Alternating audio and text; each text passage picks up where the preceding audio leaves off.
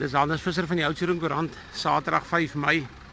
Ek is in Van der Rietstraat, naby Buitekantstraat, waar peloton weermagmanne gestap het.